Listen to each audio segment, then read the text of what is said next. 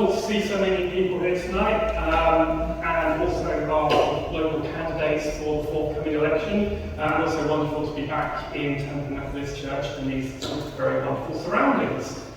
So thank you all. So I'll go straight to our introductions and I'll run through the format for this evening.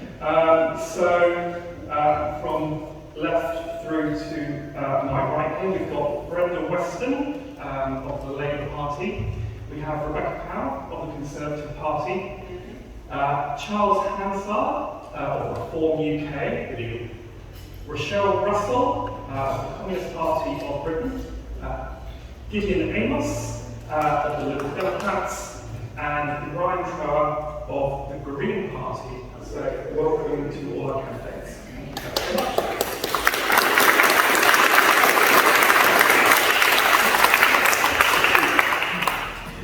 And the format for this evening, so initially all of our candidates will be given 2 minutes to make a very brief opening statement. And then each in turn will be given 5 minutes to answer the 4 questions which the Trades Council has submitted to them in advance, and I will cover those when we come to them so you know what they are. Once we have those questions answered, we will move to questions from the floor. So I'll be taking, obviously, when you put your hand up, I'll be taking questions from you guys and we'll bring them to the candidates. When we come to wrapping up, we'll give each candidate a minute just to sort of sum up and give any closing remarks. And then we will be wandering off into the sunset to have our barbecues, watch the last of the football, whatever we wish to do. So, looking forward to a very insightful evening tonight, and looking forward to sort of your interaction with our candidates. And without any sort of further preamble, I would like to go on to the opening statement. So I will start off with Brenda, if that's okay. Yes, thank you.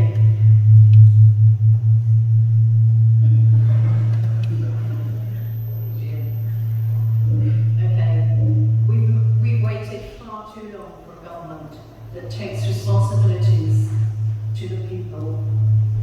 Takes its responsibilities to the people of this country seriously. After 12 long years.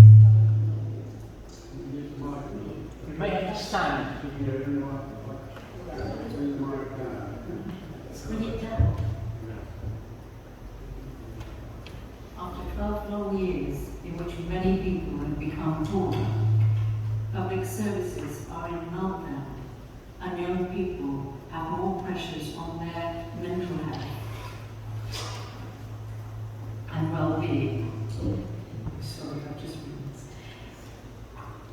I believe that Keir Starmer is the right leader at the right time. As somebody once said, things can only get better.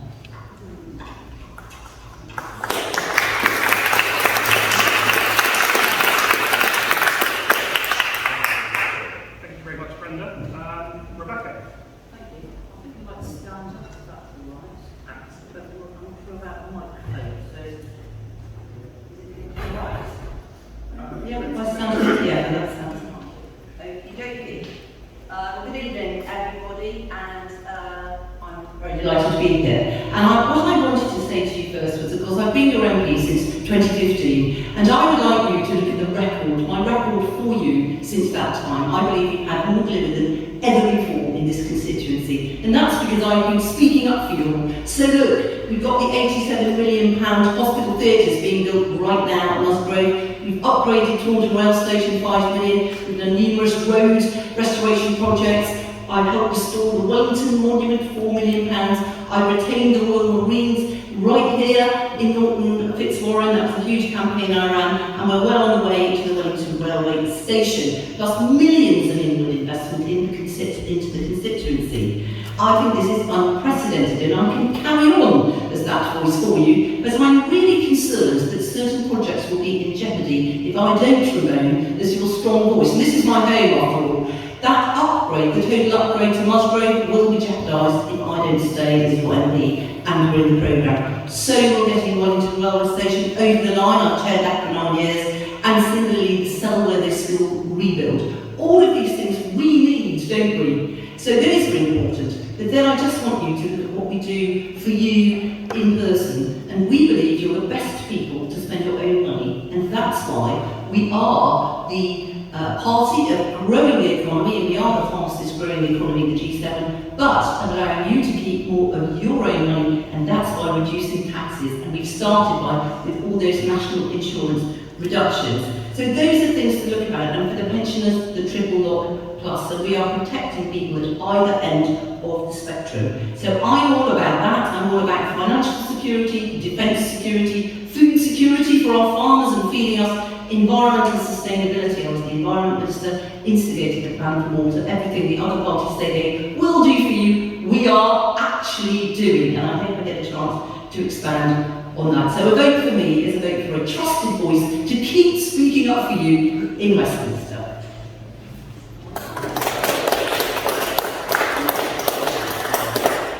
Thank you very much, Rebecca. Charles. Thank you very much, Chairman.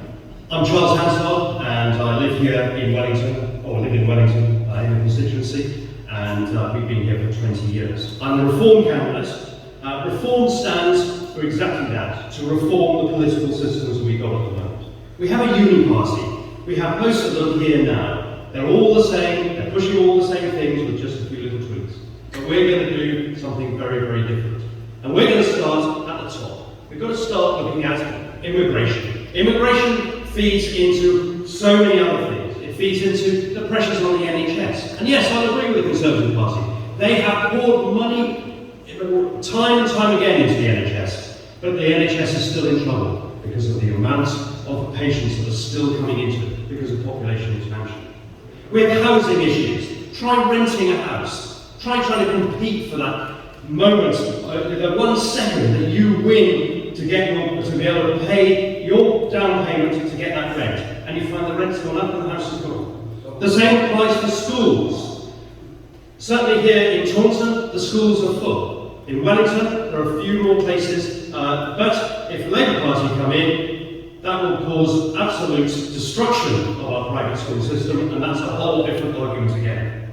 The roads, they're a dreadful state, potholes everywhere. Local authority here have not maintained our roads. And the benefit system, it's too easy to get benefits because the tax system doesn't allow people to take more of their own money, and the big corporations are out there allowing their workforce to be paid a low wage, and the government then subsidising that low wage. So everything is driven by immigration. It's driven by a volume of people, and that's why a vote for reform is a vote for us to win a general election. Thank you.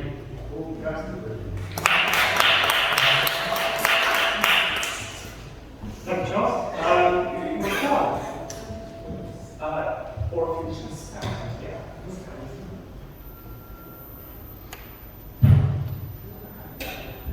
Okay. I'm standing with the Communist Party of Britain because as a lifelong socialist, I'm vehemently opposed to the creeping right-wing racism and fascism I see around me, and I believe it's important to stick to your principles and to stand up and be counted. The current political system is moribund. Voters, especially the young, see little hope of meaningful change, and they lack trust in the main parties. This is really quite dangerous. I think it's vitally important to broaden the debate, offer alternative policies which are positive and offer hope, and that we work to re-engage people in politics.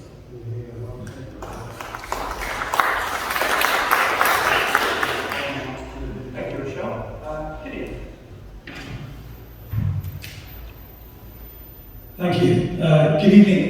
Caring for people is what inspires our Liberal Democrat manifesto in this election, enabling people to lead a full and fulfilled life with dignity.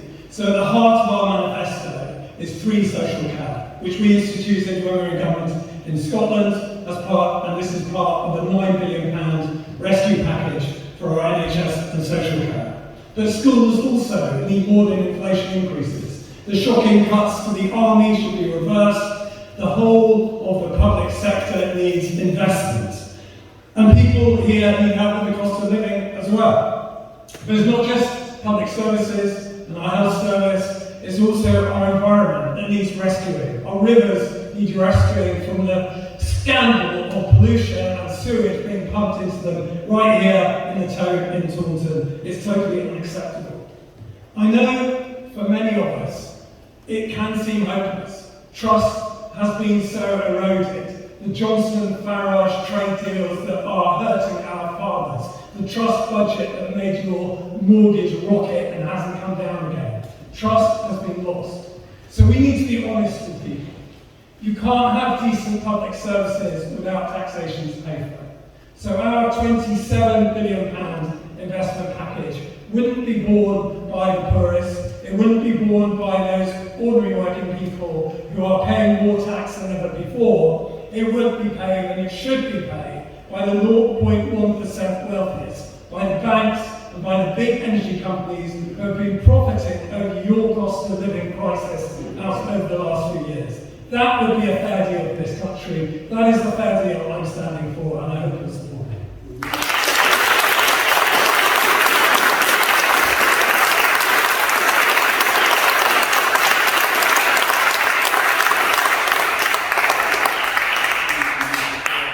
Gideon, and last but not least, Ryan. Good evening, thank you for inviting me. In recent years, more and more people are understanding that more than being just about the environment, the Green Party stands for both a way of doing politics differently and for policies that can transform our country that both address the climate emergency and ensure that our most vulnerable and excluded are honoured and included as valuable citizens in the centre of society, and that people can feel that they are in control of their lives and that we can build a fair, stable world where we work with each other and respect each other. That's the very reason why I joined the Green Party. It's the reason why I'm standing here today as your Green Party candidate. Green Party politicians can be trusted. We are known for our integrity and truthfulness and prioritising serving people above clinging on power. We can see that the country is in a total mess thanks to 14 years of Tory politics that simply hasn't worked. It's led us out of Europe and into a state of increasing inequality with an opposition who are sleepwalking into power. We need a new approach, which is exactly what the Green Party are offering.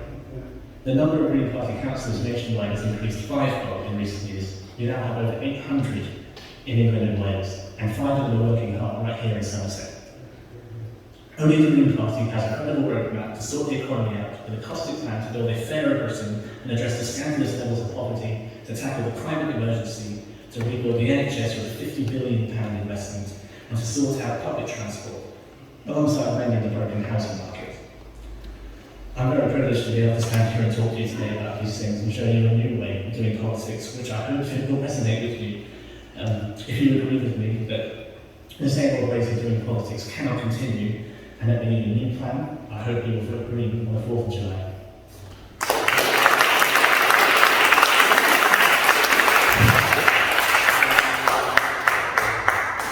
Thank you, Ryan. Thank you to all the candidates. Excellent timekeeping. Makes me very happy as chair.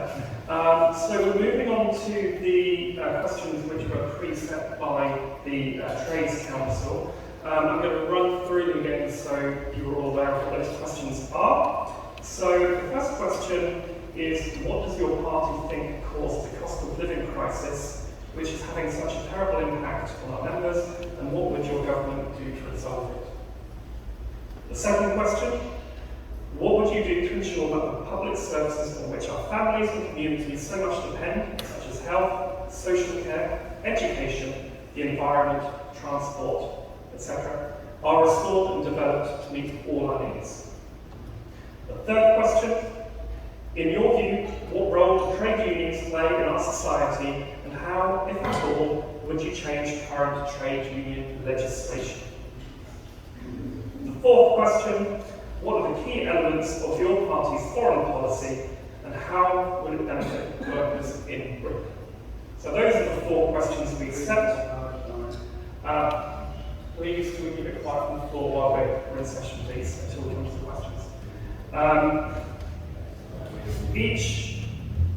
Each candidate will have 5 minutes to answer those questions as a block. I will keep an eye on time, but I will be as fair as possible with the allotted time that you each have. So I think we'll go in reverse order for these. So Ryan, would you like to kick us off please with these? Certainly. Beginning with the cost of living crisis, which has, as you rightly said, affected not just your members, but absolutely everyone in society. We believe it's been caused by a multitude of factors which have all occurred at a very similar time to create the perfect storm, which we are still very much in the middle of. That includes the war in Ukraine, the Israeli occupation of Gaza, and the subsequent Houthi blockade of the Red Sea. Brexit is a huge issue which has left us 5.5% poorer, with 7% less trade, and 11% less inward investment, and what the Office for Budget Responsibility estimates is a 4% reduction in GDP. This also led to an exodus of foreign workers, which has meant we have a massive work shortage in all of our important trades and services. Finally, I think most recently that we're all feeling the shock days of is Trussonomics, the absolutely awful budget of September 2022, which has forced the interest rates up and forced the mortgage rates up equally as much. And they're still out there high. Hopefully they will come down soon, but that doesn't mean that the pain is still here. It's not still here with us now. To remedy this, we will of course continue our support for Ukraine in their fight against Russian occupation, and we will stand by our immediate and bilateral ceasefire in Gaza. That will end the continued blockade of the Red Sea. Beyond this, we will seek closer cooperation with Europe, with a view to eventually rejoin when the conditions are right. But we will begin by start to integrate our population with free movements, joining the Erasmus Plus scheme, the Erasmus Educational Scheme, and joining the single market to restore the movement of goods and services between the UK and the EU. And beyond that, we need more to invest in the services that we so desperately need to restore. That's what I'm going to come on to next. There has been a conspiracy of silence from the main parties. Labour not offering any alternative besides minor tweaks to an already failing system, and the Greens want a fairer system. The only way that we can restore these services is to invest in them, and we need to invest in them more than anything else, and more than any other party are offering. And we would do this with a variety of ways, and that does mean raising tax, because there is no other way that we can invest beyond borrowing to invest in that. But we will raise taxes on the ultra wealthy, 1% on wealth over £10 million and 2% on wealth over £1 billion. So that will affect hardly anyone but the 1%. Beyond this, we will remove the other earnings limit on national insurance. Granted, that will affect more people, but people are willing to pay tax if they know it's going to be invested properly. And we will, of course, borrow to invest, because borrowing to invest, unlike borrowing to reduce taxes, produces a return. Regarding trade unions, I'm a member of the UCU myself, so I strongly believe in the trade union movement, and it was trade unions at the backbone of modern working society in this country. They are the voice of the working people in our country. They act as the voices of collective struggle and collective triumph, and they should absolutely be listened to whenever issues arise in our trades. Their members know better than anyone the conditions that they work in and the issues they face and what will be needed to resolve them. Any government should be working proactively with unions to ensure that problems do not arise and that they are resolved before they do. The Green Party would repeal the current anti-union legislation and replace it with a Charter of Workers' Rights, which puts the right to strike at its heart, alongside the legal obligation for workplaces to recognise trade unions. Regarding foreign policy, we would end the hostile environment and allow those seeking asylum to be permitted to work while their asylum is being decided, their application is being decided. This will allow us to start plugging gaps in our services which need to be plugged. And if they are accepted, then they can continue to do that. While they're working, they'll be earning money and contributing tax. For example, there are 1 in 10 vacancies in the NHS that will be filling. And with the way things currently are, they're not being filled. Ultimately, we should be filling these jobs. And if that means immigration, we need to carry on with immigration. Beyond this, we will continue with climate diplomacy and increase global cooperation through things such as the Paris Climate Accords, which will elevate our green industries internationally and promote our green industries, create green jobs, and address the climate emergency. Thank you.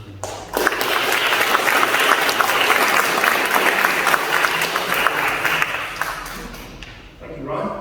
Gideon.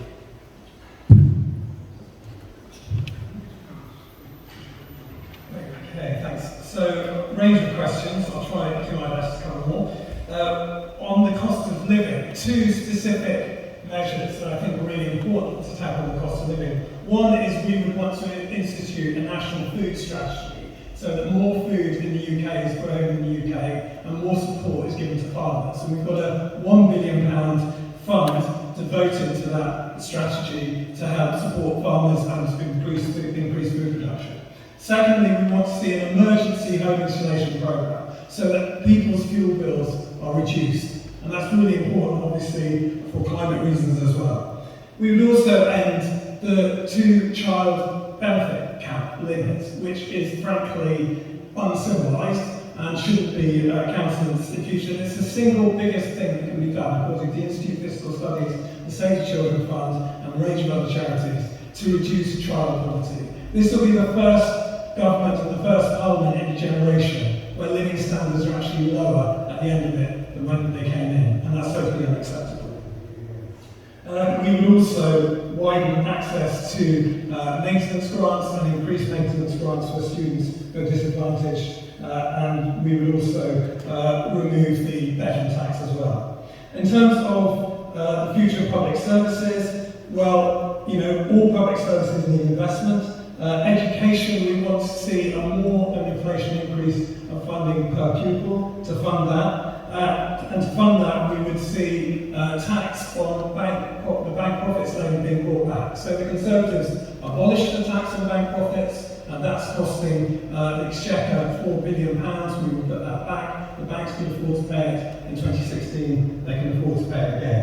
And I'd urge you to look at our funding statement in our manifesto and look at the Institute of Fiscal Studies' independent assessment of our funding programme, and you'll see it is realistic, and the figures are realistic and deliverable. And my colleagues who live on our MPs, many of them are ministers in the coalition, they understand the rigours of public spending and how to finance it. In terms of trade union legislation, as a Liberal, of course, I support the right for people to ballot and to withhold their labour. We would also, though, set up, and I think this is really important, a new protected status for people in the gig economy, in between employed and self-employed, so that they are controlled contractor status, and they have rights to sick pay and holiday pay and holiday. And that, I think that's really important in the kind of economy we're moving into.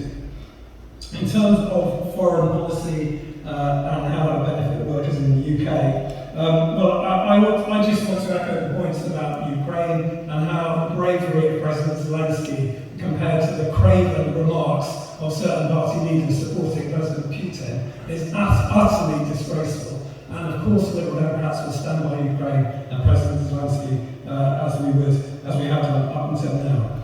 But of course, you will know that, in fact, in the last general election, when I stood on this very platform, I was the only candidate of any party who was saying, Brexit isn't a great idea, guys, maybe we should think again. And of course, we want to see relations repaired with Europe. We want to see better trade. And we have a 4-stage, realistic process to bring us back closer to good relations with Europe. Firstly, we would restore policing and crime and defence cooperation.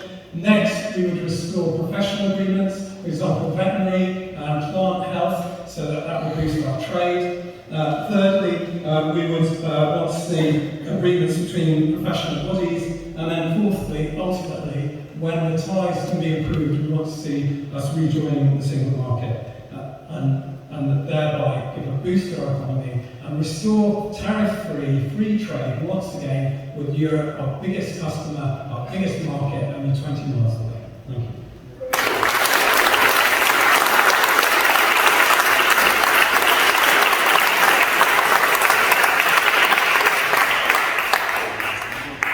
Thank you, Gideon. Rochelle.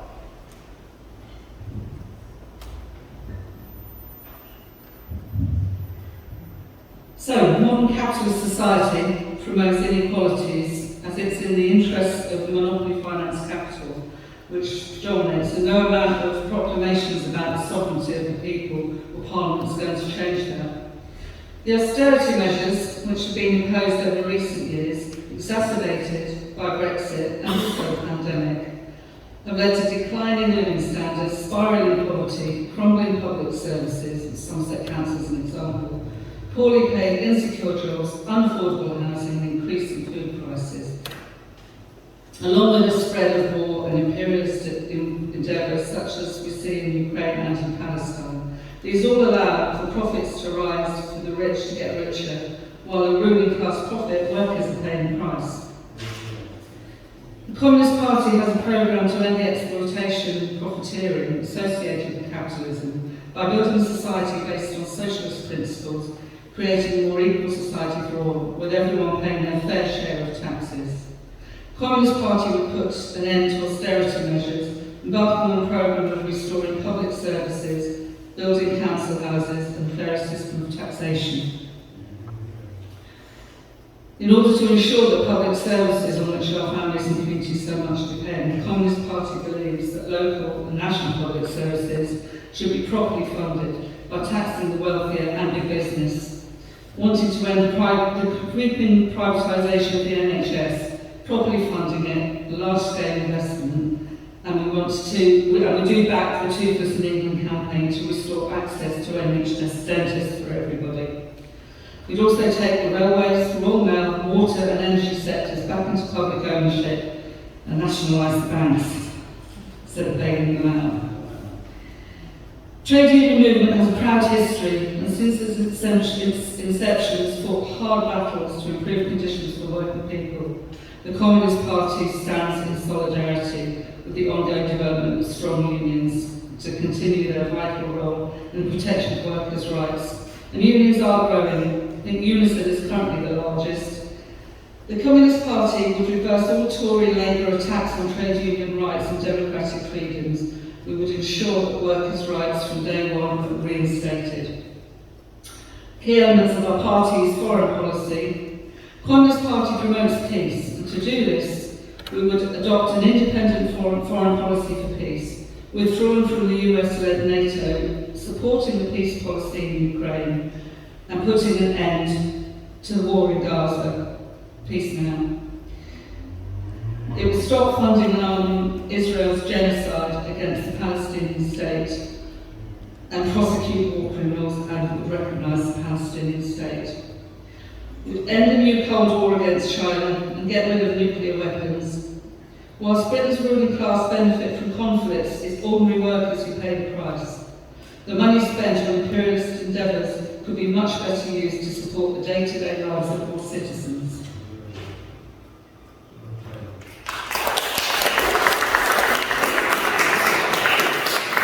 Thank you, Rochelle. Charles, thank you. So what caused the cost of living crisis? And I'll answer that question directly.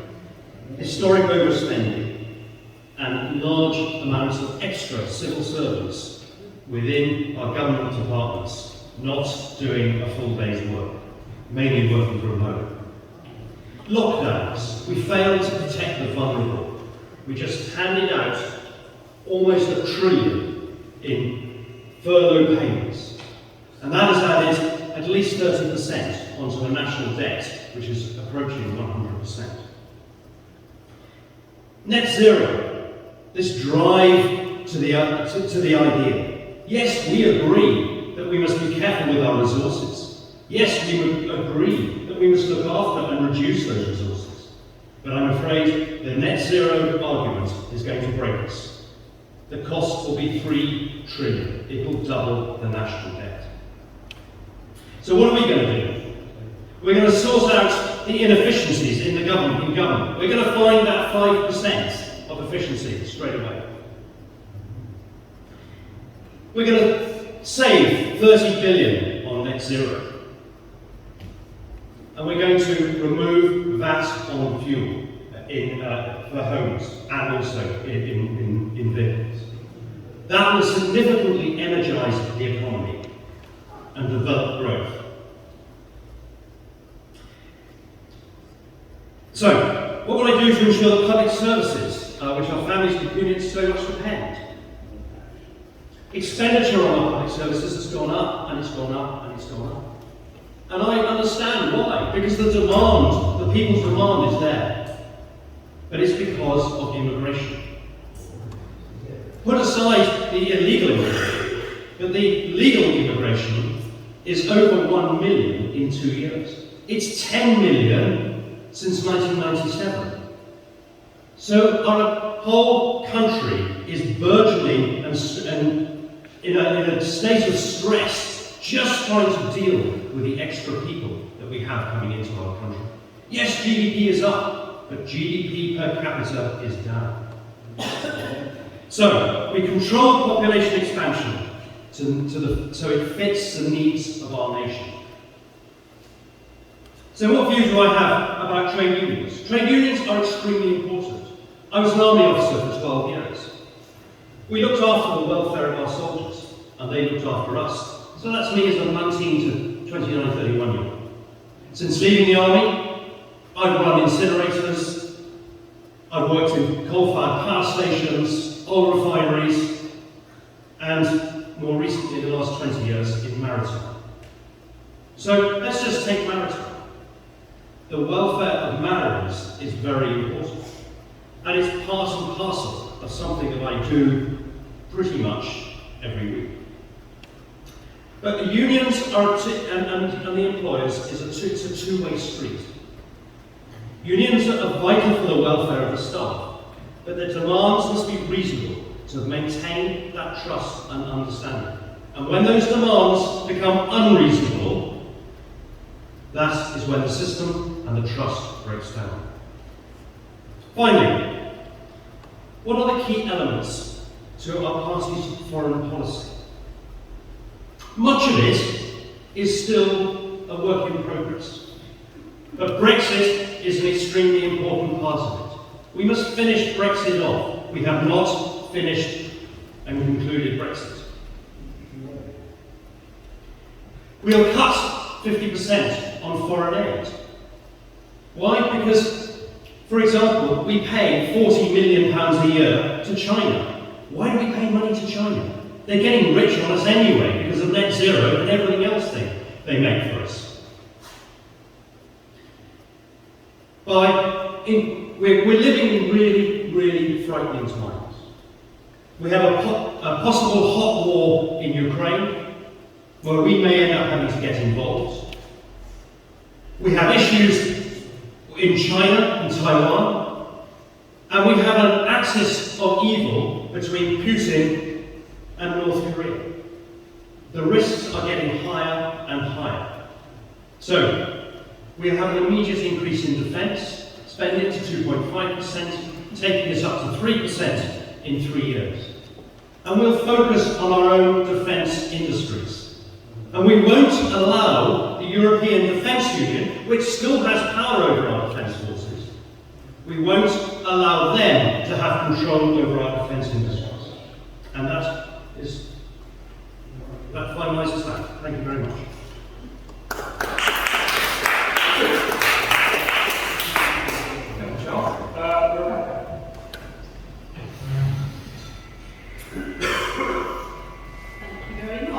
And many varied questions and a lot to get through, so I will try to address them all.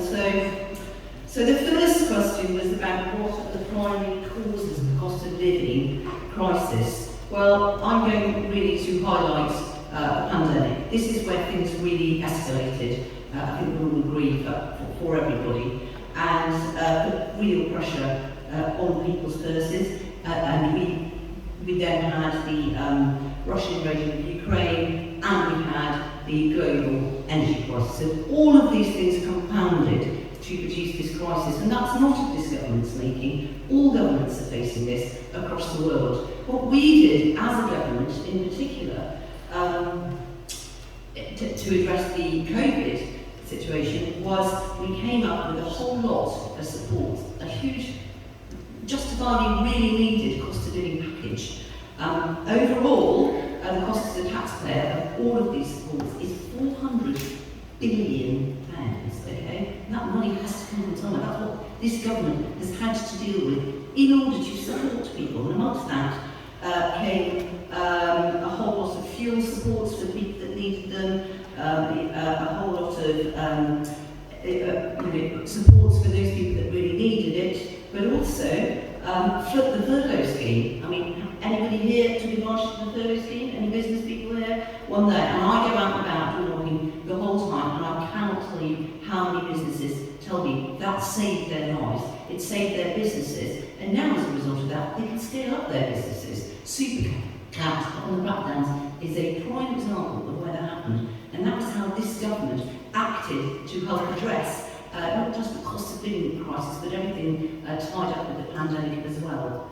And then what we've done as well, in terms of cost of living crisis, of course, we put up the national living wage. Again, absolutely rightly so, and that's meant that for an person on average salary, that's £35,000, is getting right now £900 more in their pocket. And I've had people coming to me saying they're noticing it. And there's another 900 on the cards coming up shortly when we get back into power. And similarly, what I would say more than anything is you can give money to people, but what you need to do is make their money work better for them, make it go further. And that's why what this government focuses on is the economy and getting inflation down. So we managed to do that through a whole lot of measures. It's shot right down to 2%. No one predicted that would happen so far. So that means people have already got more money in their pockets. And we've also then had those national insurance changes for people. A whole lot of people have taken out of nearly at all. And now we've just had the average worker, they're paying far less national insurance. It's come down from 12% to 8%. And when this government gets back in, it will go down to 6%. And we've said that eventually we'll cut that altogether. And for the self-employed, we're cutting it altogether, national insurance, because we need our businesses to be viable, because we need them to give us jobs. So it's really very much about having a sound economy to make people's money go further. Somebody touched on childcare, and I agree that's absolutely critical. And so from September 25, we'll be giving 30 hours of free childcare for working families in England with a child under the age of 5. And that should save an average family £6,900 a year. I mean, that is really significant, and in my view, much needed. I was a working mum, and my children, we didn't have such support, and I know how important it is for people. And I would also say, let's not undermine this country. Let's keep the good growth going. We are now the biggest tech sector in the world. Our renewable energy sector is booming. 45% of our energy comes from renewable energies. Look, we've got the gravity slide over the way. We've got a Hinkley Point. All of these things have grown the economy and giving us jobs and putting money in our pockets. So that's question one. Question two was about, I think the wording was, what would you do to ensure that public services on which families depend are restored and developed? Well, I would say continue to be restored, because they're not all trashed and broken. Whatever you say about the NHS, I met another lady today working in the NHS, ridiculously disappointed that people keep telling her the industry she works in is broken. Yes, there are things we need to improve and put right, but the pressures are enormous. The waiting lists came down before COVID, but they rocketed right back up after COVID, and that's one of the big things that we're having to address. And we have invested in record funding, 13% in real terms since 2019. We have got 28,000 more doctors, 62,000 more nurses, and we're going to carry on that plan with our workforce plan for the NHS. Really important. And look here, we've got all that money from Australia, 87 million for theatres, the new a hub, £11 million where you go, they decide what your treatment should be, and some people would go home and not go straight into a hospital bed. I got that money working with the NHS Foundation Trust, and it's actually freeing up beds in Australia. So more policies like that is what we will keep doing, and more improvements to the GP services. I'll touch on the other two. You can see I'm passionate about all this. The environment, I am the environment minister, I'm the nature minister. We've done more than any government on that, and largely, and I can go into this in great detail if you like, But now we've got the plan going for all our farms, the Environmental Land Management Scheme, paying farmers to produce food, and we're going to have a security of food percentage, the first time ever, and we will be paying them to restore the environment and the water, and that's all up annually and set in place. I'll just touch on the trade unions because I know you want me to get to that bit. Yes, I'm not able to go to you as much as I can. I've fed in all your views as the MP. Many of them have been taken on board. I used to work for a union. I worked for the National Farmers Union, so I know how you work and what you do and how important you are. And we actually will continue to support the right to strike as a last resort. The government has a duty there to protect public safety, so we introduced the Strikes and Minimum Services Bill. We are absolutely committed to maintaining and enhancing workers' rights, and we introduced a new code on fire and rehire. I think that's really important to keep going. Can I just touch on the international? Let's just do I'm sure what to If perhaps someone in the audience could ask me a question about that, and I can expand on the stage. I just want to ask Mrs. Terry. Brenda. I'm going to stand up like everybody else now. Okay, I'm going to try and stick to the briefing as well. So what does your party think caused the cost of living crisis, which is having such a terrible impact on our members, and what would your government do to resolve it? The problems go back, I'm afraid, to the Conservative Lib Dem coalition's austerity plan in 2010, which led to some of the deepest spending cuts in public services the country had seen since 1945, and set the stage for successive governments. The Johnson, Truss and Sunak governments have had a devastating impact on working families, as well as people with disabilities who are unable to work. Households who are already in low pay work or on limited pensions have been hit by a combination of the cost of living crisis and the government's austerity drive. Most wouldn't be able to afford to visit a dentist even if they could find one. Conservative ministers have failed to engage with trade unions despite the fact that the country was kept going by workers from NHS to shop assistants and refuse collectors. Labour's plans will involve trade unions in rebuilding the economy along with businesses, universities and industry bodies.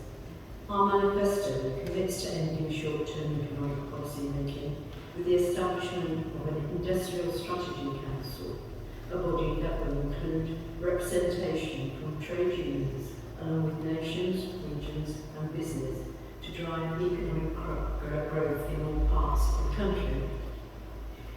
Number two is, what would you do to ensure that public services on which our families and communities so depend, such as health, social care, education, environment, transport, are restored and developed to meet all our needs. Public service workers have a critical role to play in keeping the country running, but services are suffering from recruitment and retention crises. Labour will have to improve public service workers' living standards throughout Parliament and ensure any independent mechanisms have the confidence of all involved. Labour will fund an immediate cash injection to get our public services off the floor, and we would have set out exactly how this will be funded. But success is not just about money spent, it's also about reform and change. 3. In your view, what role do trade unions play in our society, and how, if at all, would you change current trade union legislation? I've worked for a trade union and been a union member for all of my working life. Trade unions play a crucial role in challenging poor employment practices where they occur, advising workers facing disciplinary action, supporting members in employment tribunals, and many, if not all, provide education and training opportunities to members, contributing to their development and potential advancement. It was my union that supported me to return to learning, which resulted in a university degree. Thank you, Amos. A change that I would like to see is legislation that creates constructive relations between trade union leaders and employment at shop floor and national level. 4. What are the key elements of your party's foreign policy and how will it benefit workers in Britain? Labour was opposed to Brexit, as were Keir Starmer and the majority of party members. So were many who were led to believe the country would be better off. Britain will stay outside of the EU under Labour, but seek to make Brexit work. Labour will reset the relationship and seek to deepen ties with our universal friends, neighbours and allies, but there will be no return to the single market, the customs union or freedom of movement. Labour will work to improve the UK's trade and investment relationship with the EU by tearing down unnecessary barriers to trade. Openness to trade will allow our firms to grow and deliver greater choice and value for consumers. Labour will seek targeted trade agreements aligned with our industrial strategy and economic strengths to bring prosperity to communities across England, Scotland, Wales and Northern Ireland. We will publish a trade strategy and use every lever available to get UK business the access it needs to international markets. This will promote the highest standards when it comes to food production. Deepening trading ties with EU countries should bring benefits to workers in sectors where there are trade agreements.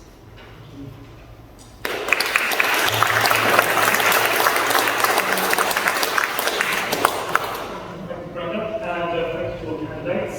And we are now moving on to that part of the evening where we're going to start accepting questions from our delightful audience this evening. And what I will do, I will take 3 questions in each block, and then candidates will answer them one at a time, and then we'll take a further 3 sort of block of questions, and that just helps me sort of manage that sort of process. So, if you do have a question, please put your hand up. There will be lots of hands, so I won't get to you all the first time around. But okay, there we go.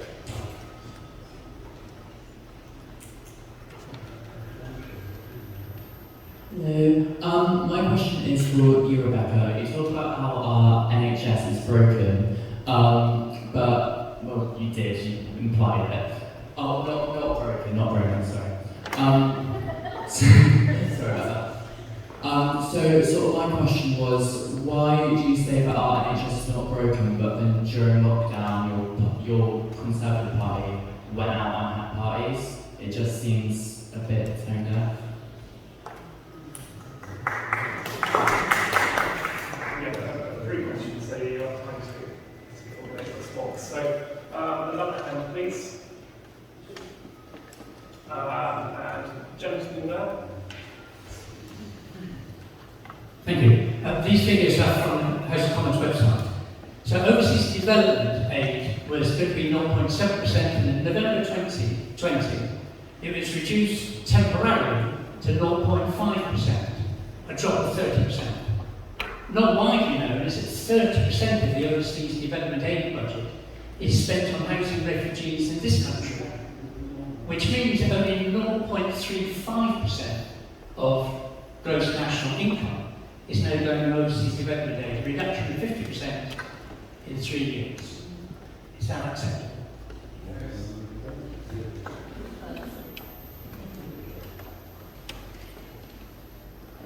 Okay, and let me just later with that.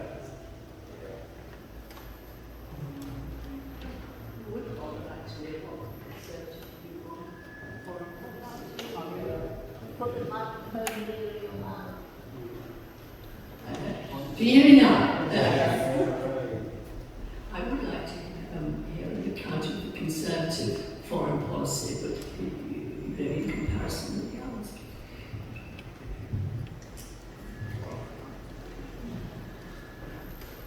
So that's our sort of first sort of block of questions. So just to sort of recap, the first one was question about sort of parties sort of during lockdown and I guess the perception of those events. The second one was about the overseas development aid budget and the sort of the drop in the level of that budget actually going overseas. I believe, is that correct? No. And the third one was a request to hear more about the Conservative view on foreign policy. So I think with the third one that I'll do, I'll give Rebecca a chance to say a few words on that. But I will give the other candidates a chance to come in afterwards to give their reflections on anything that Rebecca does mention. So on the first question, and again I'll take each candidate in turn, reflections on parties during the lockdown. And we'll start with Brenda, you know? Sorry. So your reflections on the parties during lockdown. Oh, right. Sorry. Yes, shocking. I don't know what else to say. I think it's absolutely shocking. For a government to behave like that, while people in this country were watching their relatives become ill, die, and have funerals that they weren't able to go to. Shocking.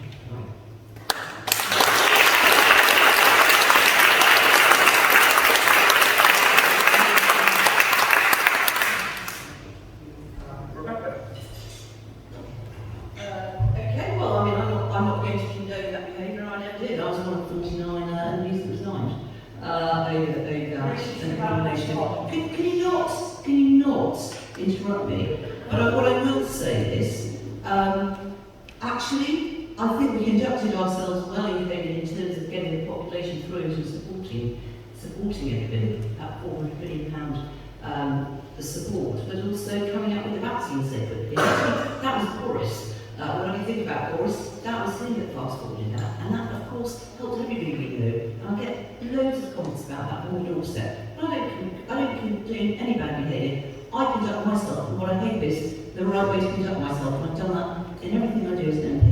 So that would be my answer to that, but I would also say that we did a really good job in COVID, and we are now continuing to support the NHS. In our manifesto, we said that we'll support it every year with an above inflation amount. And we've already funded a workforce plan, and we've got this phenomenal new model going in Somerset to pull mental health, community health, and primary health care together. And it's already really paying dividends. And that's the kind of thing I'm going to continue working on locally for us.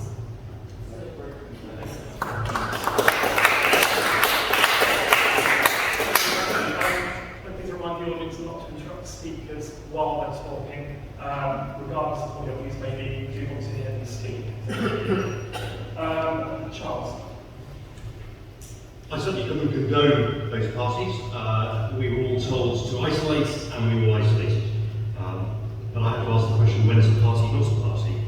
When you had Angela Rayner and Keir Starmer having a party, they were acquitted of all the crimes. Actually, let's go one step further. It's the madness of lockdown. We protected all of the wrong people. We should have actually put a lot more emphasis on protecting the vulnerable. We should have kept our children in the schools. And in fact, if you average out the age of people who died of COVID, the older people who died of COVID, they were older than the morbidity rate of the general population. So I'm afraid we threw an awful lot of money away, and we should have just gone on with life. And that would have been a much better decision. It would have saved us a lot of money, and our country would be in a lot less debt than it is now.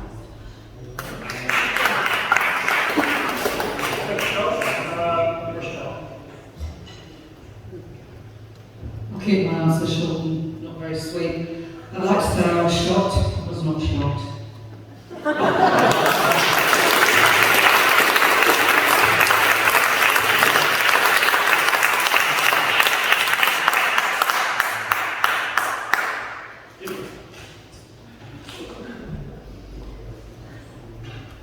I think one of the worst things about it was it's all part of this pattern that we in authority are above the rules.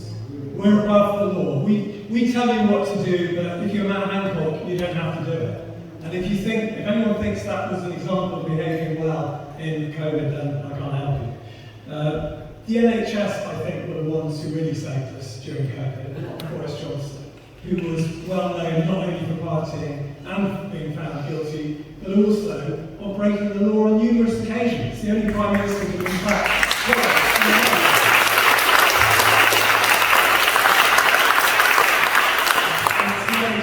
needs the investments. And the last big project that Western Hospital got, the surgical unit, which has been finished now, was approved way back in 2008. I've got the County Gazette cutting. The maternity unit are still putting buckets under the roof in the corridors to catch the rain when it falls, and the funding for that unit still hasn't come through. So that's what we should be investing in, not thanking Boris Johnson. We should be investing in our doctors, our nurses, and our NHS.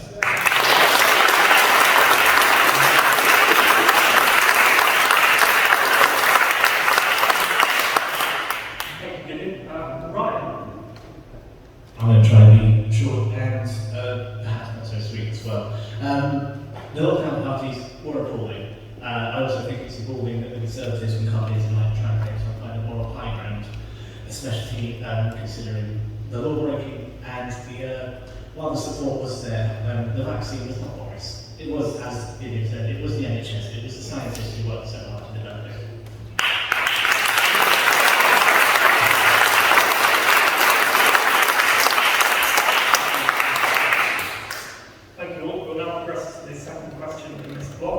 And this is a question on overseas development aid, and is the drop acceptable if that proportion actually going overseas? Ryan, would you mind starting us off with this one? Certainly. I hadn't actually heard that statistic before, so it's incredibly interesting, but I do think it's shocking and it's absolutely unacceptable. We have a responsibility as a country that considers itself to be a major power to do what it can to assist countries that need the assistance. While that money may be going to some of the wrong places at the moment, it should stop going to those places and go to the places where it is needed. And it definitely should be more than 0.35%. Especially considering we want all kind of refugees, which seems reform seems to want no refugees at all or immigration. We want all kind of refugees. We have to increase the overseas aid budget.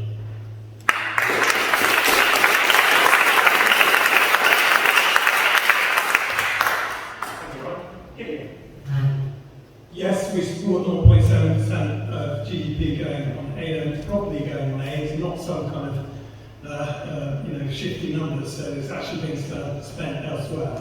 And if money's being spent on asylum seekers in the UK, then we have to ask, why are so many asylum seekers being unprocessed and not dealt with, so that we have this massive problem? I sometimes wonder why that problem is being inflated, and I hope it's not for political reasons. We need to be spending that aid overseas. It's part of Britain's soft power. Yes, it has to be spent right, but it brings huge benefits for our country and for the rest of the world. And another thing that we've lost over the recent years of this government is our respect as a nation on the world stage. And that's just one more example. We can no longer be trusted to stand by our commitments that we made in law to contribute 0.7% of our national wealth to poorer countries. It's not a lot to ask, and I think it's an appalling degradation in our standing in the world stage.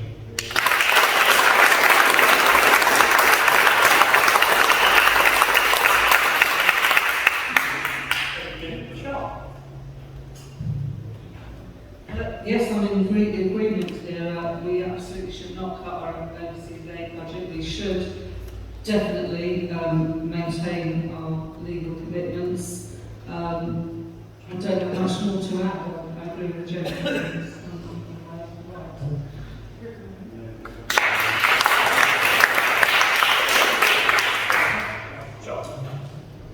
I alluded to this earlier, and we should have 0.35% of foreign aid.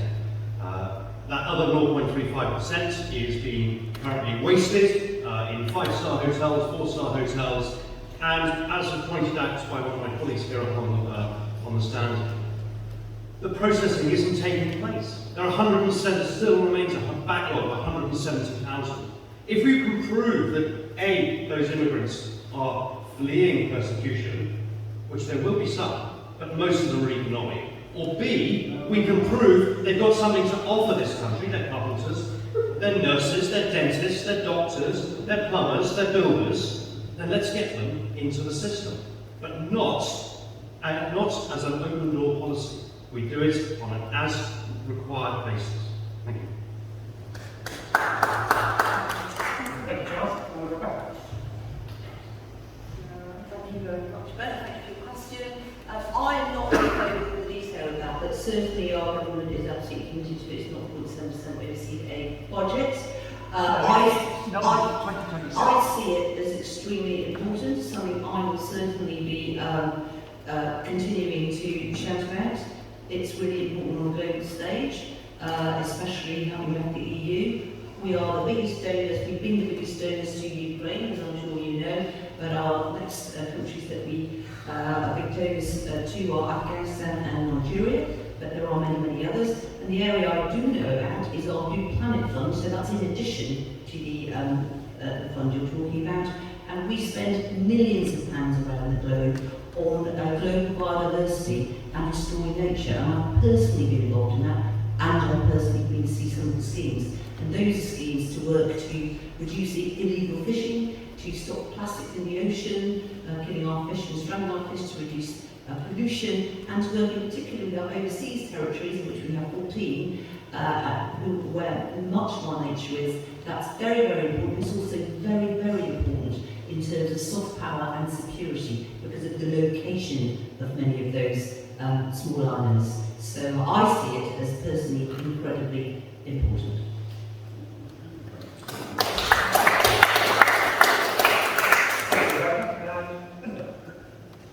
Thank you. Very briefly, I seem to recall that when Labour was in government, there was a department for overseas aid or something similar to that, and Claire Short was the minister responsible. We need to take our responsibilities seriously for overseas aid, and that's all I have to say.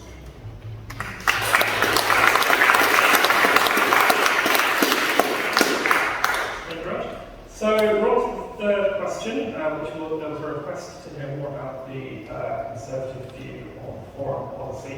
And as I mentioned, we'll go to Rebecca first, and then we'll get the other reflections on Rebecca's answer after she's given us a few moments. So Rebecca. Thank you. Thank you very much for the question and giving me a chance just to catch up on those points that I didn't make.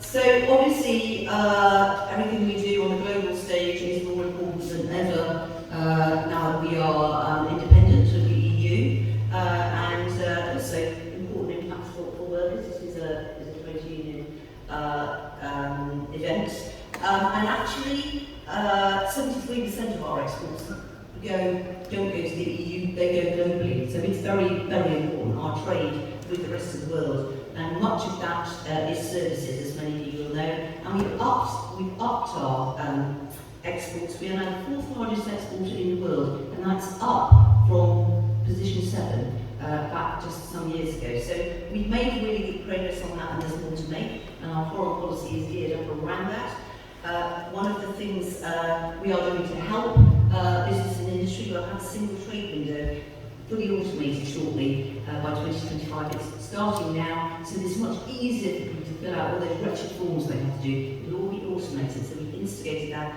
and we'll bring that through. We've also secured many trade agreements already, many far-reaching trade agreements with Australia, New Zealand, Singapore, many others, and we've also concluded negotiations with what we call, we've signed memorandums of understanding with many, for example, individual states in the United States, so we can do separate trade with them, and we've actually concluded our negotiations to accede to the comprehensive and progressive Trans-Pacific Partnership, which you might have heard of. That's a massively big deal. We've got that through just before Parliament is all very, very important. I did just want to pick up on the point that made by our Democrats that yes, they want to, I'm thinking of our Labour friend here, they want more arrangements with Europe. For example, veterinary agreements were mentioned. Well, that sounds good, doesn't it, on paper? But trust me, the EU will want something in return.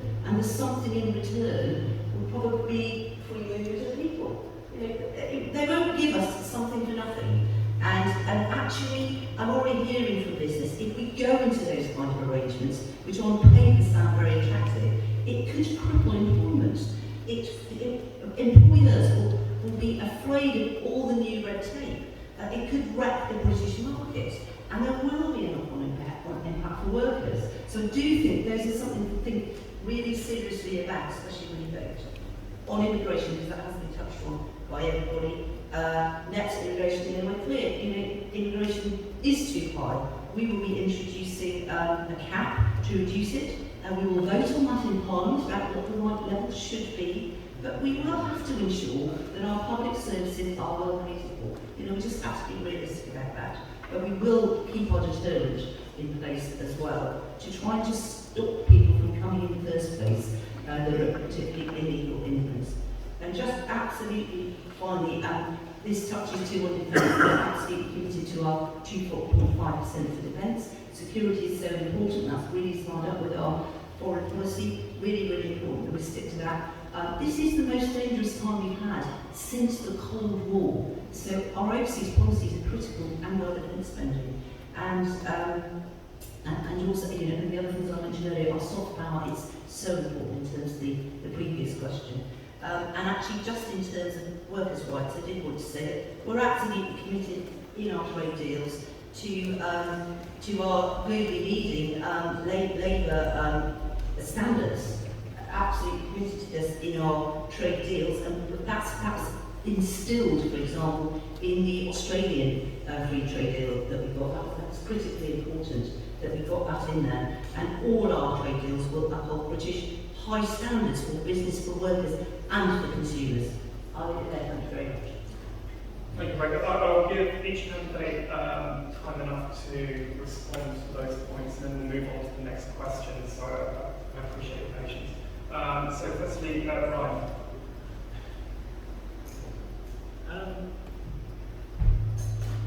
There was a lot there to take in, and I was trying to quickly scribble notes as I was going along.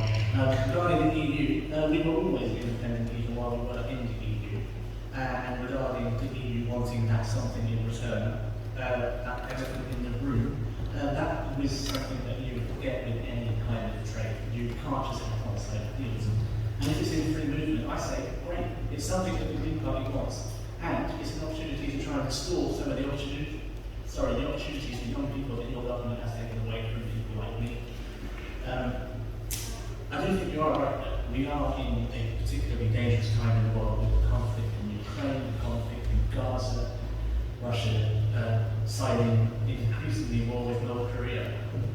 And the UK does have the perfect opportunity, and it absolutely should use its soft power to influence the direction of play on the global stage, and use that as an opportunity to try and restore trust in us internationally. We can do that by using our position within NATO, for example, to reform it so that there is a no first use of nuclear weapons, so that we cannot fire them first if they are fired upon us, unless they are fired upon us. Further than that, we will get American nuclear weapons off our soil and go further than that now, scrap trade, save that money to invest in our conventional armed forces, and go further to invest in our public services. Investing in trade, getting this trade, it's important. That future of trade is within Europe when the time is right. We need to rejoin, I believe. Simple as that.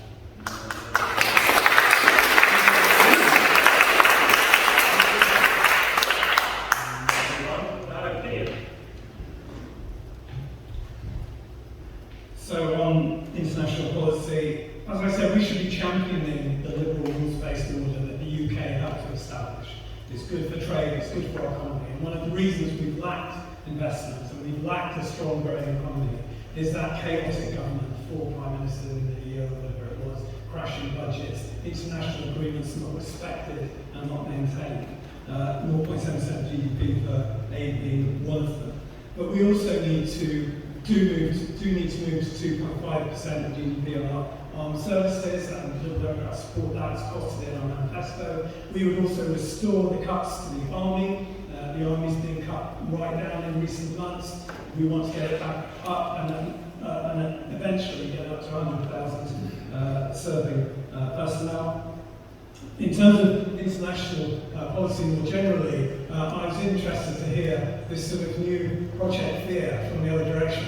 Somehow, joining a single market is something we need to be frightened of, and it's going to ruin the economy. I quickly looked up what government policy is on this, which apparently, being in the single market has been a key driver for economic growth in the UK and Europe, worth 3.5 million jobs in the UK. So I really don't think we need to fear more trade with France, Germany, Spain.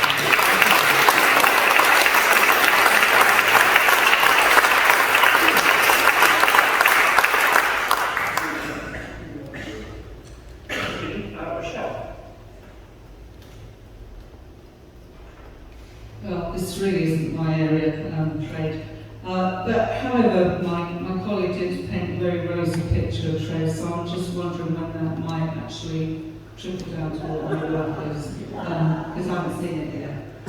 As far as international policy is concerned, we need to stop engaging in imperialistic and colonial endeavours, and we need to stop being complicit in genocide.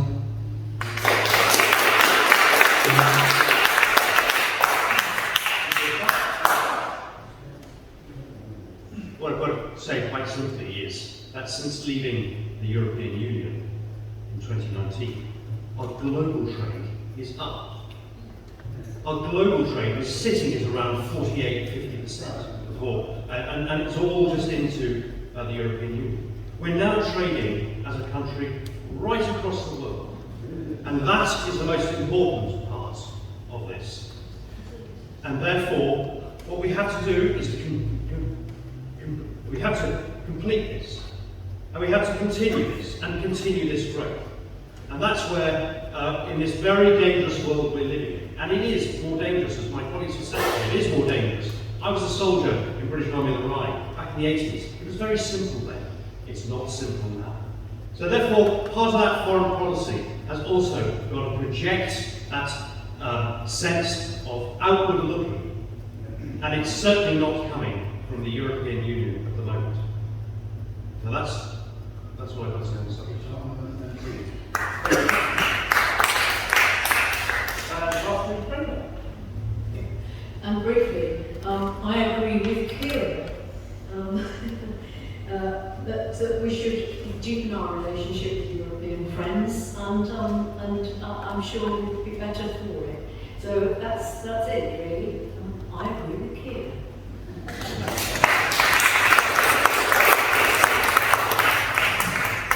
Well, so it's that time again. If you have a question, pop your hand in the air. So first one, over there, please. Yes, please. Hi there, my name is Andy Mitchell. I'm a member of Disabled People Against Cuts, and my question, unsurprisingly, is about disabled people. Disabled people, according to a parliamentary briefing, made up 60% of the victims of the COVID pandemic. During the cost of living crisis, the Trussell Trust have said 62% of the people referred to food banks come from disabled households. And the employment rate of disabled people is currently at 54%, compared to 82% for non-disabled. 1 in 4 of those jobs is in severely insecure and low-paid work. Despite all of these things, politicians have continually used disabled people as a scapegoat. Whether it's about the high social security bill, low productivity rates in the economy, or blocking access to the NHS. And for disabled children, we've heard politicians claim they are not really disabled, just badly behaved. So my question is quite basic. What will you do if you get elected to improve the lives of disabled people? Thank you.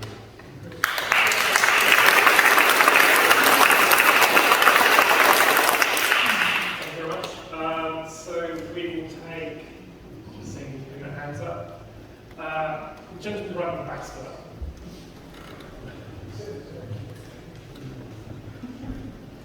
Thank you very much. My question is on the international front. I think nobody in this room is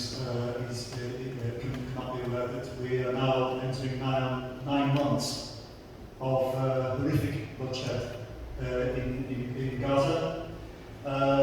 There is a very real risk that this conflict is going to spread into Lebanon, and people should make no mistake that this has the capacity to set the entire region alight. I would like to know whether the candidates think that the international community, under the auspices of the UN, have a role to play, and if so, what, to avert yet more bloodshed and even the prospect of a regional, if not world war.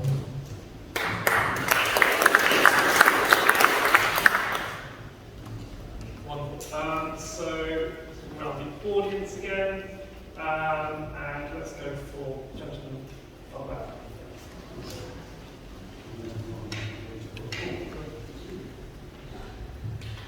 Good evening. To all the candidates, so Taunton has seen significant housing growth along with Wellington over the last 10 years, with estates being built in Long Farm, in Stable Grove, in Wells Springs and Monkton Heathfield and Comitro.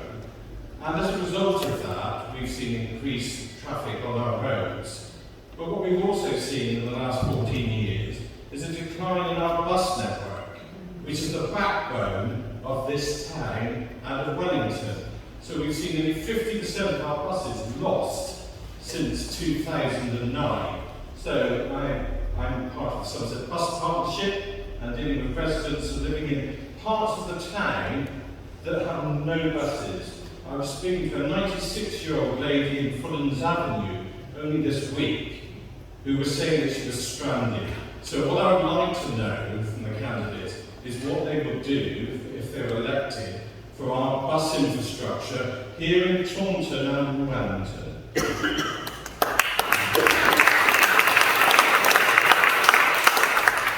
you all very, very much. And again, please be patient. We'll all come back for more questions from the floor, and I'll try to get to as many of you as possible. But please be patient. Stand up when they're speaking. We will. I think people have been standing up for microphones throughout. So to recap those three questions, and then we'll take each in turn with the candidates, as we did the previous section. So the first one was a question around disabled people. There was a reflection on the circumstances of disabled people in terms of impact of COVID, access to food banks, high rates of unemployment, and what will you do to improve the lives of disabled people. The second question reflected on the ongoing conflict in Gaza, that concern that the conflict may spread within the region, and the question being, what role do you see the international community as having to play in preventing the spread of further bloodshed and conflict? The third question, we've got a local question, reflecting about the increase in sort of housing developments in Taunton, increased traffic, but a decrease in that bus network. Somerset Bus Partnership was mentioned, and the question is, what will the candidates do regarding the sort of the bus infrastructure in the local area to support the local population? So those are the three questions. We'll take the question about disabled people first. Brenda, would you like to lead off with this one? Thank you. I did used to work for an organisation called Equality Southwest, which worked with all the different equality groups under the Equality Act, and we had a disability group that was advising us about the kinds of things that mattered to them and how we should translate that into training sessions for people in public services mainly. I think we need to empower disabled people to do that, to be their own kind of voice, really, and to be able to be that voice to government. So there will be a government minister for disabled people, and I think it's about listening, hearing what people have to say in our town, but also nationally, and how we need to change things to make life easier and much better for people with disabilities. It's a big question, big issue, but I think we need to, as I say, give people the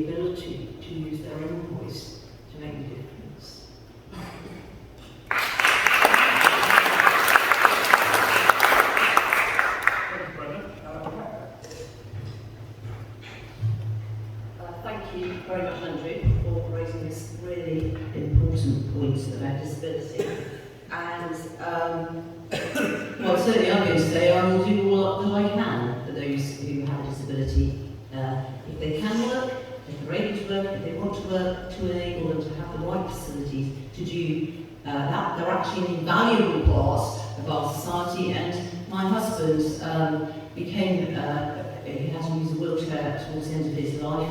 So I actually had a rude awakening, I can say, to really understand what that's like. And as a result of that experience, I have, it's a slight aside, but in my portfolio as the Environment Minister, I had access under my hat, and I prioritised access for those with disabilities, because I had some start lessons of what that was like, getting out into nature, getting out to the countryside, accessing paths, styles. And we've got a wonderful programme, I would say, running now, particularly in our areas of outstanding natural beauty and our national parks, to help. I think we've seen some of them, but I would definitely be pushing for more of that, wider paths, no gates, no stiles, even standing posts for those who can't see so that they can hear, descriptions of what the landscape is. Lots more to do there. We've got a very, very good disability action plan, and we have a very, very good, I'm glad that my lady colleague mentioned disability minister. We have one. The one we have, I think, is superb.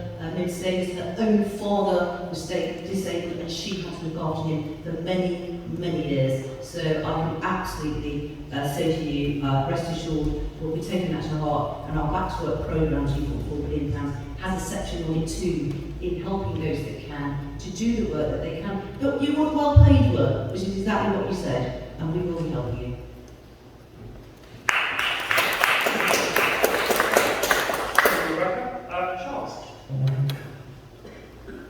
There's a significant amount of workplace legislation in support of disabled people. What is deeply unacceptable is when there's discrimination of disabled people, or when disabled people feel that they're not being treated fairly. What will I do? I will work with you and others to highlight that in order to get them the access that they deserve.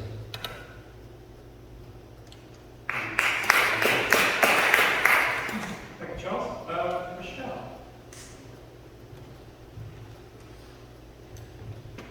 Sorry. I think we should restore the funding that's needed, and I think that funding for services should be decided by service users, not people sitting in offices.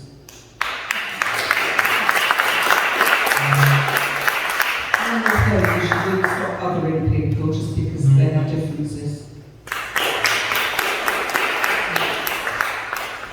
Thank you, Rochelle. Gideon.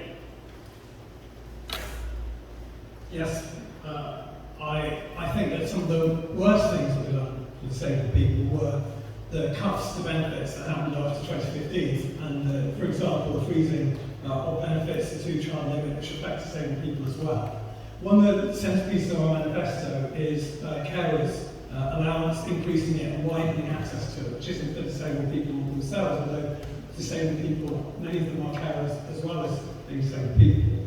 There was a slogan that used to be around when I worked with disability groups called "Nothing about us without us." And one of the things we've got in our manifesto is that when the benefits and systems are set up for disabled people should be involved in making those decisions and designing those benefits. And that really hasn't happened. We would end the unnecessary PIP reassessments, and we would also end the work capability assessments being farmed out to private companies where the results are unreliable and unfortunately profit driven, as opposed to being a reasonable look at the person involved.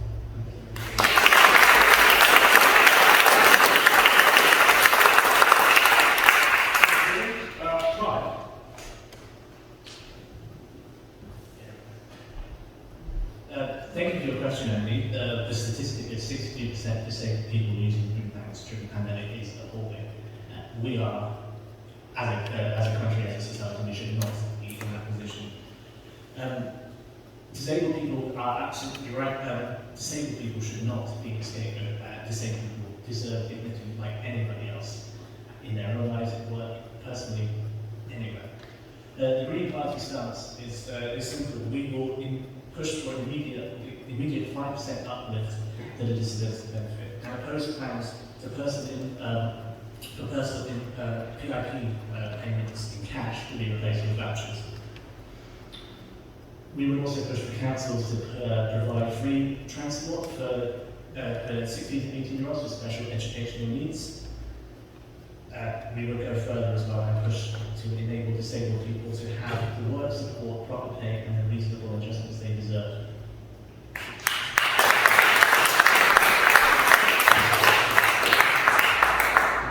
Thank you all. So we're moving on to the second question in this block. So this is in relation to the ongoing conflict in Gaza and what role does the international community have to play in preventing this conflict spreading within the region. So we'll start with Brian. I don't think anyone else needs to say that the situation in Gaza and Palestine and wider Palestine area is appalling. The UN absolutely does have a role to play in resolving the issue, but it only works when Israel is at the table. We're calling for immediate and bilateral ceasefire, and this has to happen as soon as possible. The hostages have to be released. Beyond this, the UN needs to work to ensure that Palestinians and Israelis have equal rights and to push for the end to the illegal occupation of Palestine. This must end in the recognition of Palestine. The situation, you're right, the situation is at a boiling point and it could quite likely spread into the wider region, and we must do everything we can to stop this from happening.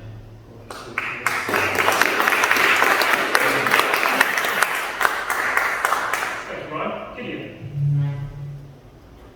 Yes, the last few days I've been meeting with the Jewish community in Taunton and the Muslim community. And one of the things that's come through for me is I'd like to echo the words of our fabulous MP, Megan Moran, who is our spokesperson on these issues, who is herself, she's neither Jewish nor Muslim, but she is a Christian Palestinian in Parliament and speaks really well. And what she says is, we must not be forced to choose. There are wrongs on both sides, and I think that's my starting point on this. But I think we do need to be a lot tougher on the Netanyahu government. It is totally unacceptable, the scale of what's going on. Equally, what Hamas did on October 7th was totally unacceptable. But we need to see a two-state solution based on the 1967 borders. That's a long-standing Liberal position, and Liberal Democrats would recognise Palestine immediately, and we were the first party in Parliament to call for a ceasefire in the Israel-Gaza conflict. And it will only start to talk, we will only be able to see peace coming if we begin to talk. And we need to begin talks, and to begin talks we need a ceasefire. And the UK should be much stronger in its attitude to the Israeli government and to the United States to get a ceasefire enforced on the international community.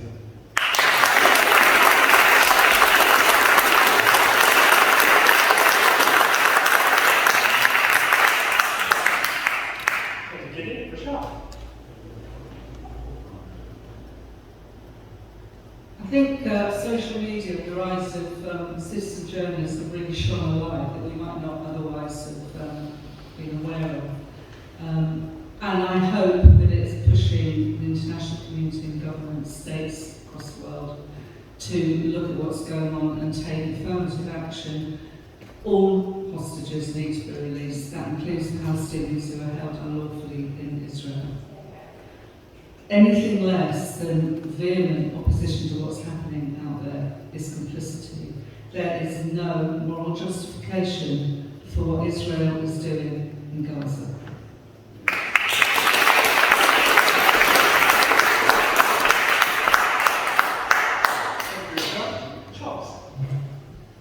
Thank you. What's been happening over the last 9 months is dreadful to watch. But let's go back to the 6th of October, and there was peace. And in fact, Israel hadn't been anywhere near Gaza for 15 years. However, Hamas had been throwing rockets into Israel all the way through that period. If Hamas had spent a little less money on tunnels and rockets, and a bit more money on a beach, Gaza would have a tourist industry. Now, let's come forward to the 7th. Absolute atrocity took place. 1,200 Israelis were killed. The reaction that the Israelis took, they have a problem. And the problem is, they have an enemy that wants to see the state of Israel completely destroyed. So we're in a situation, an appalling situation, where neither side wants to have the other on the same planet. Now I, as a soldier, wore a blue beret for about 6 months. Not in a hot situation, but in a warm situation. And I don't mean the temperature of the atmosphere. But that needed, for any UN intervention, it needs both willingness of both sides. Because otherwise, more people, and the UN will become utterly ineffective, and more people will get killed. So all I can do is hope that they continue to get round the table, and they are round the table. We do hear from time to time agreements, or they might be coming towards an agreement. And I think that the rest of you here, I want to see all of the hostages, the Israeli hostages, released. And if you wait, I was just about to come to that. I also believe that there needs to be a review of the Israeli prisoners, because some of those prisoners have been in jail for many, many, many, many years for what one might term as minor crimes. So, in a sense, there's a plague on both those houses. And somehow, we need to find that common ground to stop this atrocity.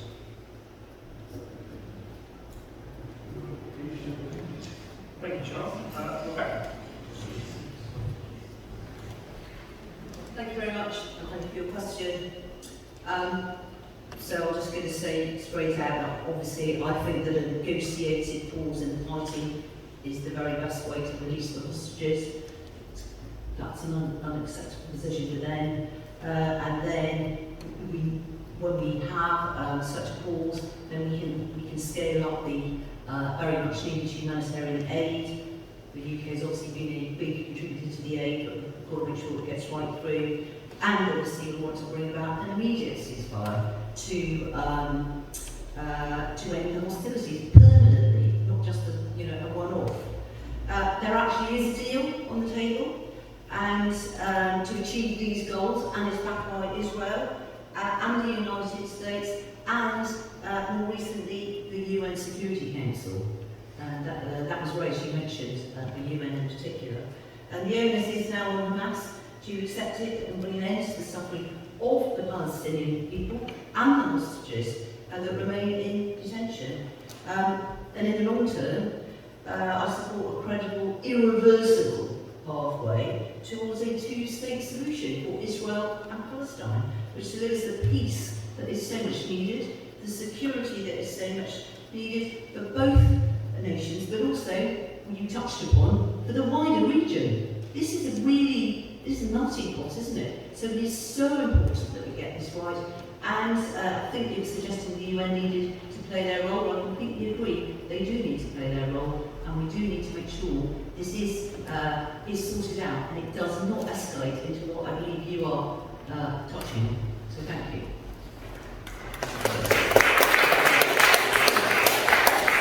Thank you, Rebecca. Brenda. Thank you.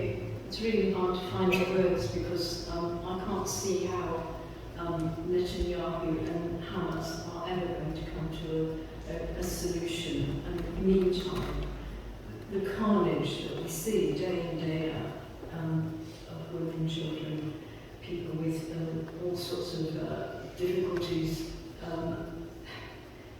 it's just beyond belief. Keir Starmer has for months been calling for an immediate ceasefire, as so many other voices have been calling for an immediate ceasefire. Whether it will happen, who knows? But somewhere along the line, something has to change, and those Hamas and Netanyahu need to be disappeared. And I just cannot bear the thought of this carrying on and seeing so much devastation for so long. I'm sorry, too emotional about it.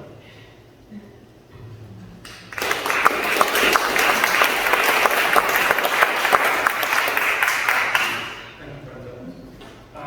We're going to move on to the third question in that block now, which was about the increase in housing within Taunton, the increased traffic, but the decrease in the sort of bus network, and what would the candidates do to rectify the situation in terms of the bus network locally.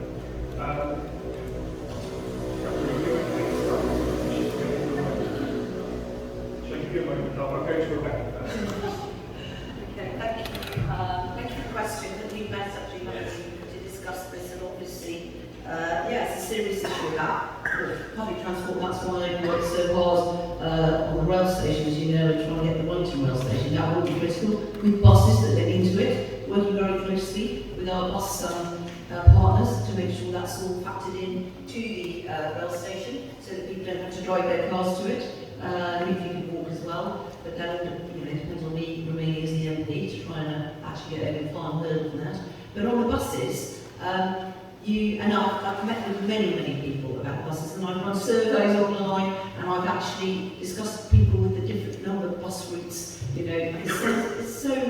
It's debilitating for some people, isn't it, if they were on a bus and the routes are changed. But we know why that is. It's because of the economics of buses. But one thing we did do, in COVID we supported the buses with significant funds, and I know that did keep the use going, but also we have given the £2 fare around here, kept the fare at £2, that's been incredibly popular. I don't know if any of you use it, but of course a lot of people get free bus travel anyway, which is funded through the grants to the council, and the £2 cap was funded through the grants to Somerset Council, and we're keeping that going, and I would still ask to keep that going, and it's going to be modernised. Also, I'm working up in Blackburn Hills and other rural areas. They have a problem too, on a model for a rural Uber method. So when I get re-elected, I'll come and have a chat to you, because we are working on models, and it's obviously really important that we get this right. Thank you, Rebecca. Charles. And then we'll come back to you. Thank you. I met your bus group on Friday. So, part of the problem we're having is that the developers are not being forced to provide the infrastructure to support the developments. And I'll give you a little example. I gave the example on Friday. Back in 2007, there was a bus that ran the 22 from Wellington into, beyond Wellington, but Wellington into Taunton, would stop, would turn left down Popes Lane and stop and turn on Greenway Road, which is right in the centre of Rockwell Green. And I wrote to First Bus, and I got a letter back saying, we have no intentions of stopping the bus, unless we're no longer able to gain access. So what happens? Local authority gave a planning permission for what was supposed to be 40 houses, turned into 70 odd houses, just over the railway bridge. That now meant, with all the other houses that have gone up, that there is no way that bus can go down that lane because there are too many cars. And this is the symptomatic problem, and surprise, the buses were drawn. Surprise, surprise, the issue is the developments themselves. We have to force the developers to make their developments accessible to public transport, and that's the point that I made.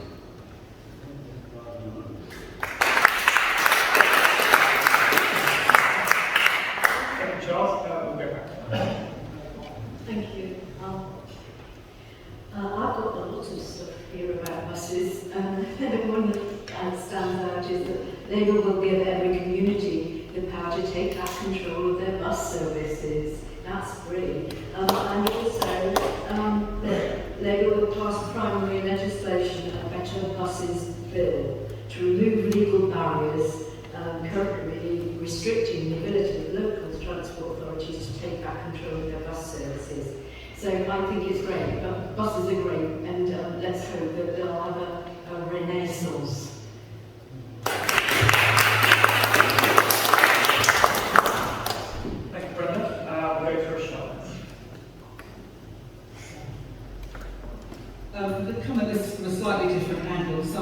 user. I've never learned to drive, and I've often lived in rural communities.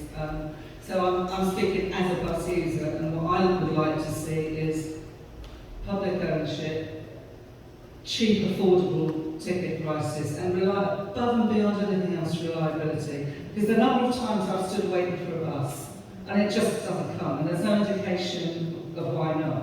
Now, for me, that's not a huge problem because I don't work.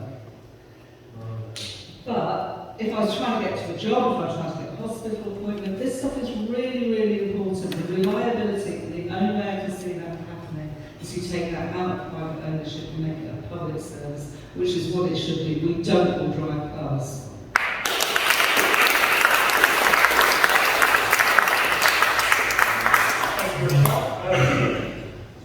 Yes, I just can't help wondering if the parties on the rise of the spectrum who want to sweep away all these taxes really think that's going to improve bus services. I mean, maybe, just maybe, the problem was they shouldn't have been privatised in the first place.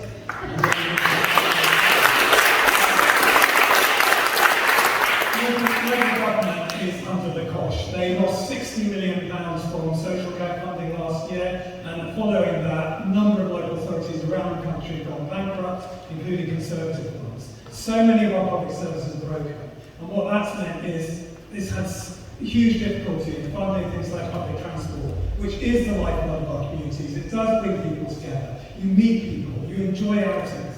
Even if you're a driver, having the option to use public transport is really important and brings lifeblood to town centres and to our communities. Despite all those financial problems though, I want to, and the problems our councils have had, which have been handed a council on the brink of bankruptcy, and have just scraped through and managed to stay with us, I think is a remarkable achievement. But despite all of that, they have also managed, and I'm really proud to say that I would be able, if elected as your MP, to work with our Liberal Democrat Somerset Council, our Liberal Democrat Taunton Town Council, and our Liberal Democrat majority Wellington Town Council, to take forward initiatives they have taken forward. They stopped the Conservative County Council in the day of closing the Park and Ride. The Park and Ride is the jewel in the crown of our public transport system. The fact that it was going to be closed was shocking. They made it profitable again, and it now runs without subsidy. They introduced not just taking the £2 fare from government, they made it £1 in Taunton. They reintroduced night buses, which run every night until midnight between Taunton and Wellington, and they are planning more bus routes. So I think that's a remarkable achievement. A lot more has to be done. I'm delighted that since the station in Wellington was mentioned, I'm delighted that the first Member of Parliament to promote the idea of a station at Wellington was Jeremy Brown MP. I've spent a great deal of my day job since 2017 as head of planning on London's newest mainline station. I hope to be in a strong position to support that project and make sure it comes to fruition if I'm lucky enough to be elected to your MP.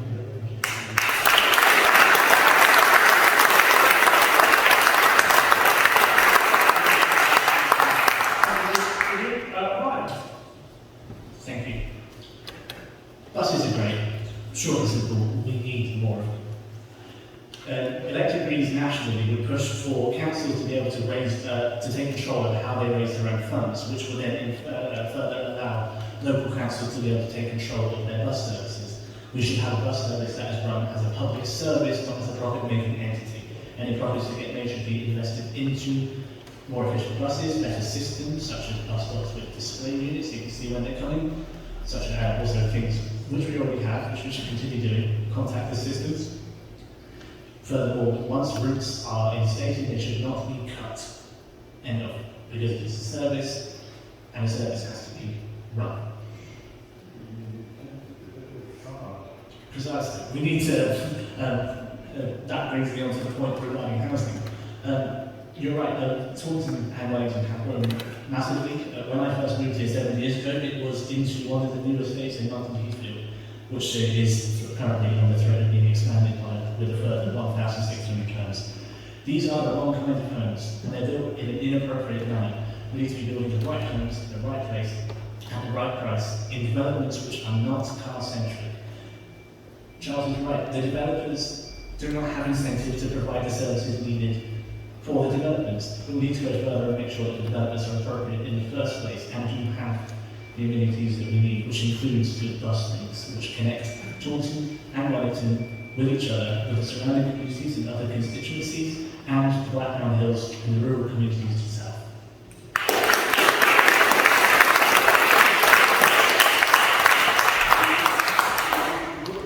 Thank you all. That's the end of that's sort of lots of questions, and I haven't handed a note. I've been very naughty, you've overrun slightly. So there won't be any time for any more questions, sadly. Thank you for all of those who did submit those questions, and fingers crossed you'll have further opportunities as the election campaign progresses and with further events being Taunton. So this just remains for us to give each candidate the opportunity to sum up, so just take a minute each to go through remarks to the audience this evening. And Brenda, would you like to start for us, please?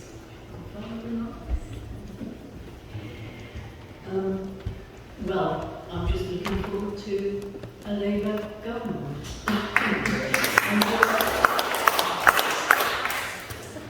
Thank you, Brenda. Rebecca. Thank you very much. Well, I'm just going to reiterate, I've demonstrated, my record shows what I've done for you so far. Massively strong voice for you locally, and I have done that through all the dramas we've had of COVID, the Ukraine war, the oil crisis. We still had phenomenal investment here, phenomenal attention, and we delivered so many huge projects. A number of them will be in jeopardy if the Labour Party get in, and if you vote Liberal, of course you won't get Liberals, you will get the Labour. And if you want someone to carry on speaking up for you, I live here, brought up my family here, that is me. And if you want someone who understands about how the economy works, how you can make your money go further so that you can have the services you want, that's a vote for me.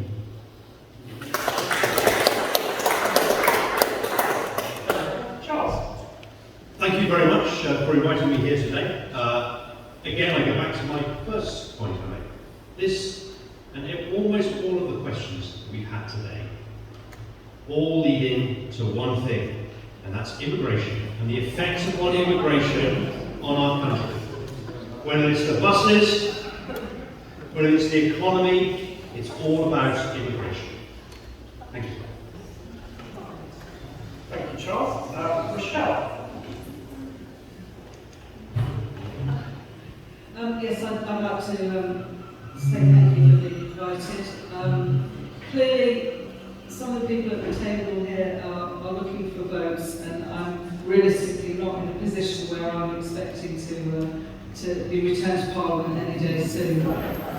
I came here for another reason.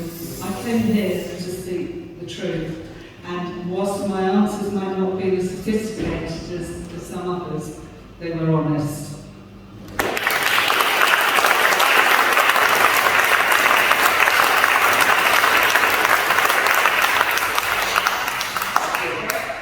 Gideon.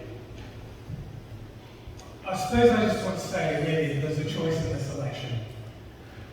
You've heard speeches which are based on fear and are based on threats. It's the foreigner, it's the immigrant. We'll take the funding away. Be frightened of Labour, be frightened of someone else. You can vote for that if that's what you want to do. Or you can vote for hope and positivity and manifesto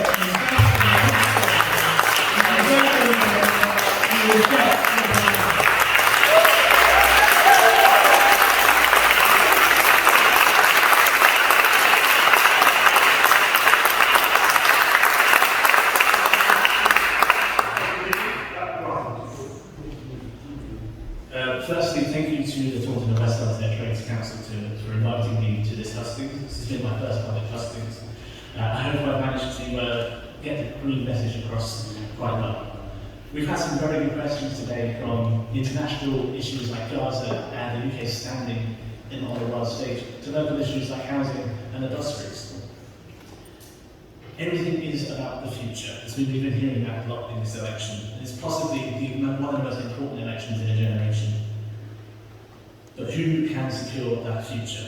We currently have Labour who are sleepwalking into number 10 to 1. We need MPs with integrity who can ensure that Labour will make the bold decisions that our country needs to ensure that our country has a fair and green future.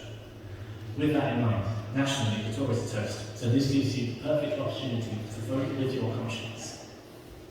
If you're like me, you want to see a different kind of politics and a country that is fairer and greener and built around real hope and real change, please vote Green next week.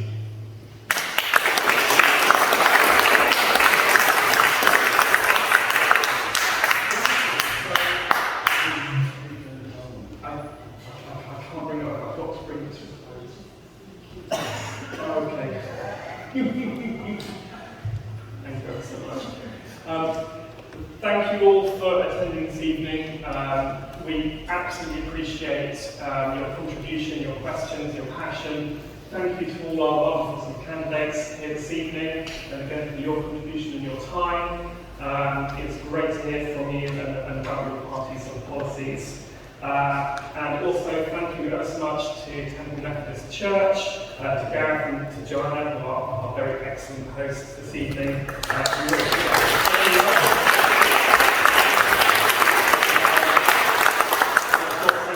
My sort of colleagues within the Taunton and West Somerset Trades Council who have done so much to organise this evening. We wish we could have more time with you all, but sadly time does march on and we do have to draw things to a close. But thank you ever so much.